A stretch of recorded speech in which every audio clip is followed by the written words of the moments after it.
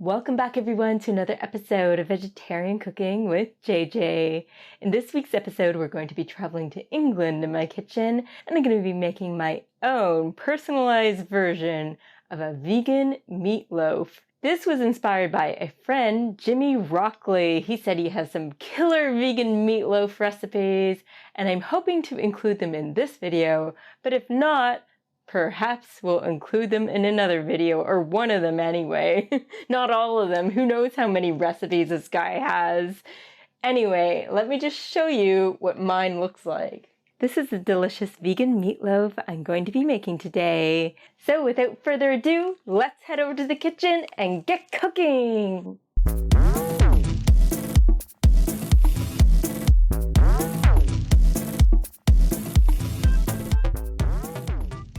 For this recipe, I'm going to be using a half a cup of our orange lentils and a half a cup of our green lentils. I'll pour them in this bowl and we're going to rinse them off. Rinse them a few times and drain them. And I'm chopping up half of one red onion.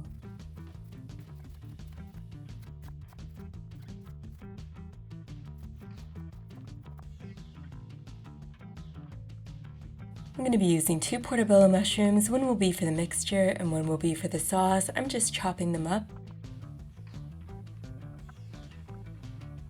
You can use other mushrooms if you wish. I'm adding 1 Scotch Bonnet Pepper just to add a little bit of heat. This will be for the entire thing, so it's not going to be too spicy. And I'm using some wilted oregano. I'm just chopping it up. It's going to be blended up anyway.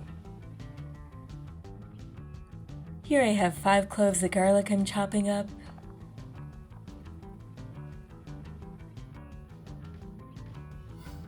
I'm heating our stovetop to medium, getting our large pan hot, adding some oil to our pan. I'm adding the chopped onions, which I'll soften up a bit.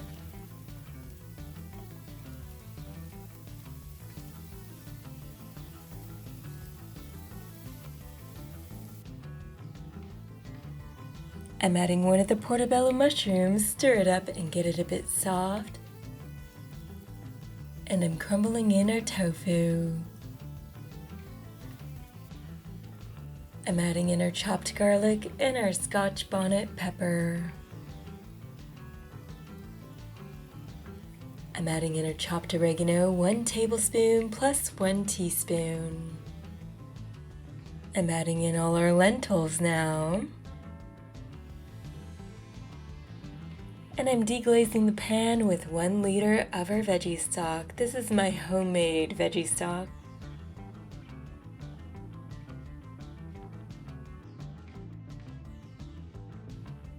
Now I'm adding some freshly ground black pepper and some salt.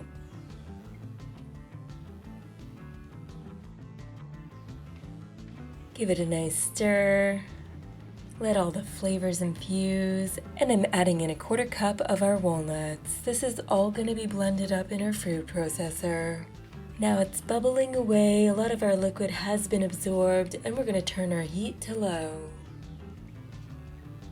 I'm chopping up some parsley. It's a little bit wilted, but that's fine. It's all going to get blended up anyway, and I'm going to use 2 tablespoons.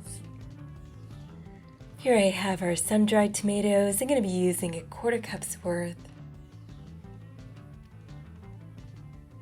I'm scooping in our ingredients from the pan into our food processor. We're going to blend up half for now. So we'll put in half the amount of sun-dried tomatoes, half the amount of parsley, and I'm going to add 2 teaspoons of our apple cider vinegar.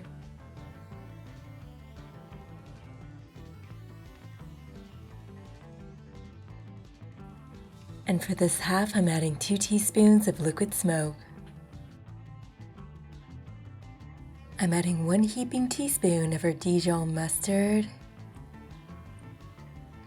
Now it's time to blend everything up.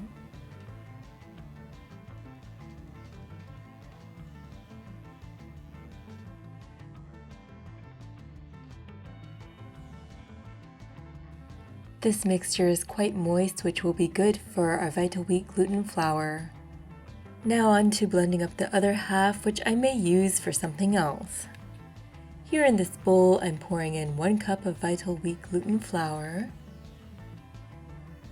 I'm going to add half of the mixture that I blended, probably a little bit less than half.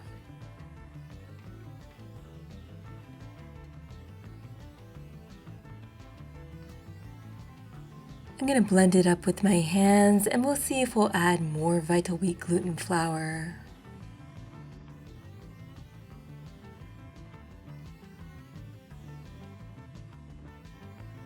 I'm adding in a 1/4 cup of our Vital Wheat gluten flour and I'll mix it up.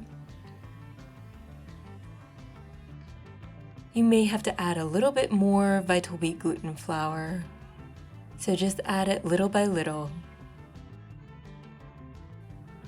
So now that it's workable, I'm going to work this dough for 5 minutes.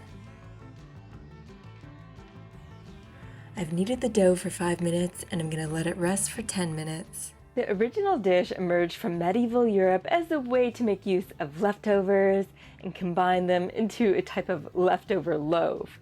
They used fruits, nuts, and many different spices back then. Germans have their own version with the egg in the center, and Romans have their version with wine-soaked bread, spices, and pine nuts. I'm making my very own version on the spot, which happens to be cruelty-free, vegan, and filled with much more flavor than the typical dish. Way back in the day when the original dish came to America, Americans got passionate about the dish.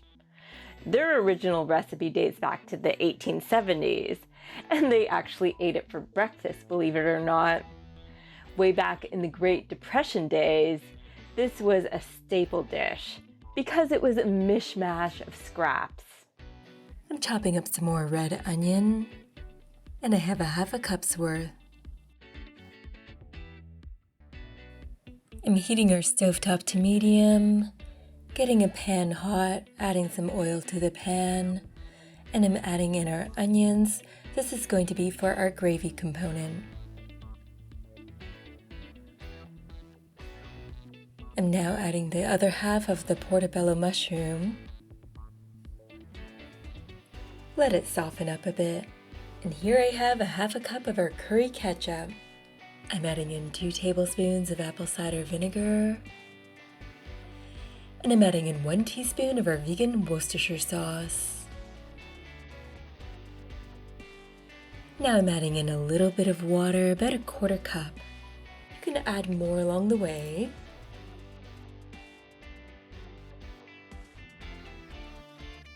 And I'm adding a 1/2 cup of our curry ketchup. Just mix it in nicely. As for this curry ketchup, if you weren't already aware, it would be logical to assume that it came from England, but it actually originated from Germany. It is simple enough, but I thought it would add a nice flavor. And spoiler alert, it does! I'm adding an additional teaspoon of curry powder because this curry ketchup isn't very strong on the curry side, and I just want that flavor to come through. And I'm adding in some sriracha, about a teaspoon's worth. This is optional. I'm adding in about a tablespoon of soy sauce. You're welcome to add some more water to thin it out a little bit, make it more saucy. Reduce the heat to low and turn off the heat when you need to. Here we have our oiled baking pan and I'm squishing in the seitan dough. We still have the other half of our food processor mixture. That is going to be in the fridge until tomorrow when I make veggie burgers out of them. And I'm lightly brushing it with some oil. And I'm going to brush it with some of the sauce, not all of the sauce, because we're going to pre-bake it first so we get a little bit of a crust going. We have our oven set to 350 degrees Fahrenheit. And I'm going to pop our loaf into the oven for 15 minutes. It will remain uncovered for this stage. Vital wheat gluten is a protein-packed substance found in the endosperm of the wheat berry. It is completely stripped of its starches, so there's no carbs there. I know this is hard to believe, but only the protein remains out of the wheat. And you will find if you ever work with this type of flour that it's quite elastic. And it might be useful if you're making bean-based burgers to help to bind them together. Another fun fact is Bob's Red Mill Vital Wheat gluten flour contains 21 grams of protein per quarter cup. Now the 15 minutes is up, so I'm taking out the vegan meatloaf. Now it's time to add more of our sauce, and I'm going to reserve some for the grand finale. So just spread it on evenly, and we'll pop it back in the oven for half an hour. For the first 20 minutes of baking, we're going to have it covered with this foil, and for the last 10 minutes, we're going to remove the foil. Now our 20 minutes is up, so I'm taking off the foil, popping it back in for the final 10 minutes. Now our vegan meatloaf is done, so it's time to plate it. I've cut around the edges of our baking pan and I'm flipping it onto this plate, and we'll allow gravity to do the trick and release our vegan meatloaf on our plate. Be sure to cut around the edges first to make it extra easy. And we'll very gently take off our baking pan.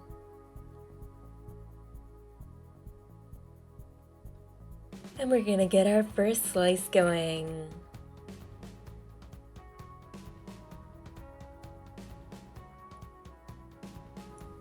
Placing our first slice on our plate, we're adding our cooked potatoes to the plate. I cooked some small red skin potatoes, added some herbs, olive oil, salt and pepper. You can pair this with what you would like. I'm now adding our extra sauce on top of our vegan meatloaf. I did reheat this. You may want to increase the volume of the sauce, so go right ahead. And I just simply cooked up our carrots and peas, added some vegan butter, herbs, salt and pepper, and a little bit of lemon. Some lemon was in the potatoes as well. And now our meal is complete.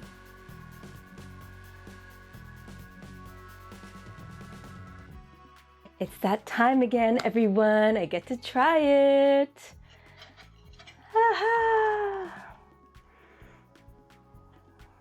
So here we go, first bite. See how it turned out. It was a complete experiment. So as for the other filling that's in the fridge currently, I'm going to probably turn that into some veggie burgers and freeze them. I think that's an excellent idea.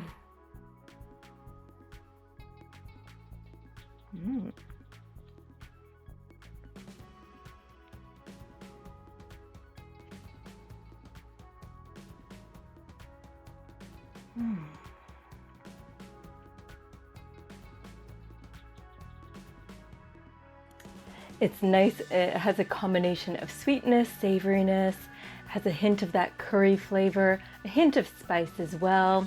It turned out very nice, much better than what I had way back as a kid, that's for sure.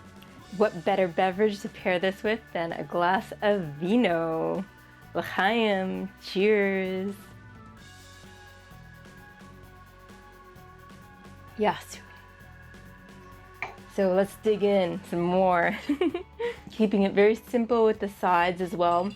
Carrots and peas, just the frozen carrots and peas with some vegan butter, herbs, salt and pepper, and our potatoes, some lemon, salt, pepper, and herbs.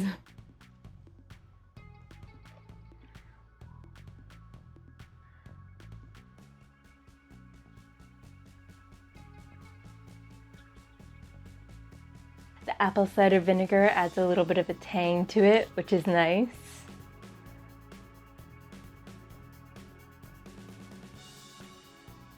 If you end up trying this recipe, feel free to share in the comments below. I'm always interested to hear from you. I'd like to know how it turned out for you. Or if you have your own killer vegan meatloaf recipe, feel free to share your thoughts down below or any questions that may arise. And maybe next time we'll see Jimmy Rockley and his killer vegan meatloaf. Until next time, this is JJ signing off, keeping things interesting in my kitchen and in yours. Bon appetit.